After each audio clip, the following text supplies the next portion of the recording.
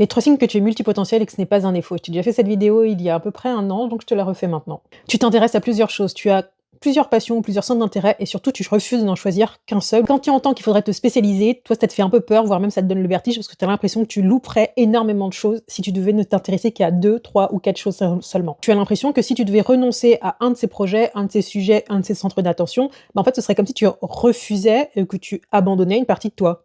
Le deuxième signe, c'est que tu apprends très vite, mais attention, quand le sujet t'intéresse seulement. Ce qui fait que tu vas plonger à fond dans un sujet, tu vas t'intéresser énormément à tout l'environnement et très vite, quand tu vas arriver au bout de tout ce que tu avais à apprendre dans ce sujet, en fait, tu vas te lasser et tu vas passer à un autre sujet. Et c'est pour ça qu'on te dit, par exemple, que tu es une girouette ou que tu t'intéresses à trop de choses. Alors que ton cerveau a juste assimilé ce qu'il était venu chercher et que maintenant, il a juste besoin de passer à autre chose. Oui, les autres vont t'identifier comme quelqu'un qui abandonne, alors que toi, tu vas emmagasiner pendant des années tout ce savoir que tu as appris là et que tu as accumulé.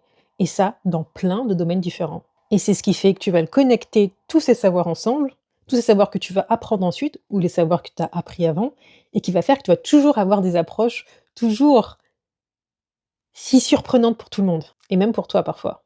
Parce que tu as des fulgurances qui vont arriver et tu sauras pas d'où ça vient. En fait, ça vient de ça, de tous ces savoirs qui vont venir se mélanger, toi, dans ton cerveau de multipotentiel. Et ça, c'est le 3e point. Tu fais des connexions entre des sujets qui, a priori, n'ont rien à voir les uns avec les autres. Et c'est ce qui perd les gens.